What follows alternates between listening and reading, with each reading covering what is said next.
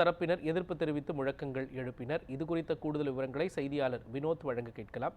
வினோத், திரௌபதி அம்மன் கோவிலில் பட்டியலின மக்கள் கோயில் உள்ளே தரிசனம் செய்திருக்கிறார்கள். இந்த நிலையில் அங்கு என்ன நடக்கிறது? வெளியே போராட்டம் நடப்பதாகவும் ஒரு சிலர் இது குறித்து கருத்து தெரிவிப்பதாகவும் சொல்லப்படுகிறது. அங்கு என்ன நடைபெற்று வருகிறது? முழுமையா பதிவு பண்ணுங்க. இந்த வழக்கின் பின்னணி குறித்தும் நீங்க இந்த தருணத்துல நீங்க பதிவு பண்ணலாம்.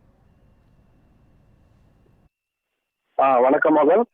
விழுப்புரம் மாவட்டம் கோடியனூர் அருகே உள்ள மேல்பாதி கிராமத்தில் அமைந்துள்ள தர்மராஜா திரௌபதி அம்மன் கோவிலில் பட்டியலின மக்கள் கடந்த 2023ஆம் ஆண்டு மார்ச் மாதம் தரிசனம் செய்த போது ஒரு தரப்பினர் சாமி தரிசனம் செய்ய விடாமல் அடித்து வெளியேற்றினர். இதனால் இரு தரப்பினரிடையே மோதல் ஏற்பட்டு இரு தரப்பினரையும் சமாதானம் செய்யும் முயற்சியில் போலீசார், வருவாய்த்துறை அதிகாரிகள் ஈடுபட்டனர். இருப்பினும் முயற்சிகள் தோல்வி அடைந்தால் பட்டியலின மக்கள் சாமி தரிசனம் செய்ய நடவடிக்கை எடுக்க கோரி சென்னை உயர்நீதிமன்றத்தில் வழக்கு தொடர்ந்தனர். அந்த வழக்கில் கடந்த பிப்ரவரி மாதம் இரு தரப்பினர் சாமி தரிசனம் செய்யலாம் என்றும் அதற்கு யாரும் எதிர்ப்பு தெரிவித்த சட்டப்படி நடவடிக்கை எடுக்க உத்தரவிட்டது. அந்த உத்தரவின்படி இரு தரப்பின் கோயிலில் அழைத்துச் செல்ல நடவடிக்கை மேற்கொண்டு வந்தனர். அதன்படி திரௌபதி அம்மன் கோவிலில் 22 CCTV கேமராக்கள் பொருத்தப்பட்டு இரு தரப்பினரும் சாமி தரிசனம் செய்ய ஏற்பாடு செய்யப்பட்டது. அதன் அடிப்படையில் இன்று ஒரு தரப்பினை சார்ந்த பெண் ஒருவர் மற்றும் சிறுவர்கள் சாமி தரிசனம் செய்தனர். கோவில் விழா தரப்பினர் வெள்ளிக்கிழமை சாமி தரிசனம் செய்வதாக கூறியதை தொடர்ந்து அதிகாரிகள் கேட்டுக்கொள்ளவில்லை என குற்றம் சாட்டினர்.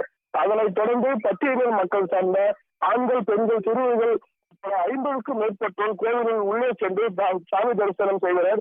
நீதிமன்ற உத்தரவின் பேரில் கோவிலுக்குள்ளே செல்லாத நாங்கள் 2 ஆண்டுகளுக்கு பிறகு சாமி தரிசனம் செய்வதாகவும் இதற்கு முன்னதாக கோவிலில் சென்று தரிசனம் செய்வதில் திருப்தியாக சாமி தரிசனம் செய்வதாகவும் பட்டியலின மக்கள்